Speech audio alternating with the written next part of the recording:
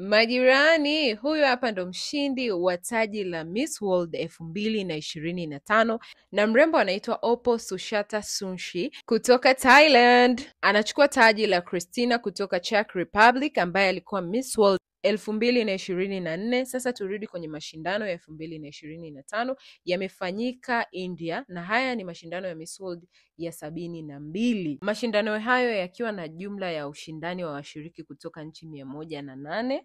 Oppo ambaye ni mshindi wa taji la Miss World 2025 ni mwanamitindo na ana umri wa miaka 21 na ni Mthailand wa kwanza kushinda taji la Miss World. Historia yake ya urembo goes back aliposhinda taji la Miss Universe Thailand 2024 na kwenda kuiwakilisha nchi yake kwenye mashindano makuu ya Miss Universe, ambapo alikuwa kwenye nafasi ya ushindi ya third run-up kwenye mashindano hayo.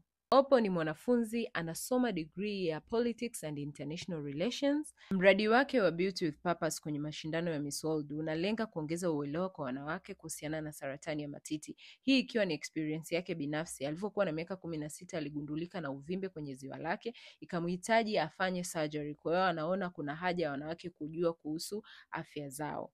Haya majirani, tupitie mchanganuo wa washindi kutokana na mfumo mpya wa ushindi wa Miss World. Hawa ndio washindi 10 kutoka kila bara, na warembo 10 bora Afrika ni Botswana, Cameroon, Ethiopia, Namibia, Nigeria, Somalia, Tunisia, Uganda, Zambia na Zimbabwe. Huku semifinalist yenye warembo 5 Afrika tunaye Cameroon, Ethiopia, Namibia, Nigeria na Tunisia.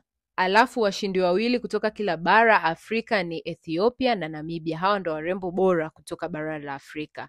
Then finali, mchujo wa mwisho, kila bara linakuwa na mshindi mmoja including yule main Miss World. Bara la Afrika limewakilishwa na mshindi ambaye ni Miss Ethiopia, mrembo huyo hapo. Ina maana Miss Ethiopia ndo Miss World Africa, na viwalo ambavyo alivivaa kwenye Miss World ni viwalo matata kabisa. Majirani, mrembo wetu kutoka Ethiopia ana umri wa miaka 20 na ni mwanafunzi, anasomea chemical engineering katika chuo cha Addis Ababa Science and Technology University. Beauty with Purpose yake imelenga kuwasaidia watoto na kuongeza uelewa kuhusiana na changamoto ya mgongo wazi kwa watoto na kuwasaidia wanawake ambao wana watoto hao. Ukiachana na mshindi mkuu ambaye ni Miss World, then Miss Africa ambaye ameshika run up, alafu kuna Miss Poland second run up, alafu Miss Martinique ambaye ni third run up. Haya majirani, tukutane kwenye comment section. Unaonaje washindi wa Miss World 2025? Bye.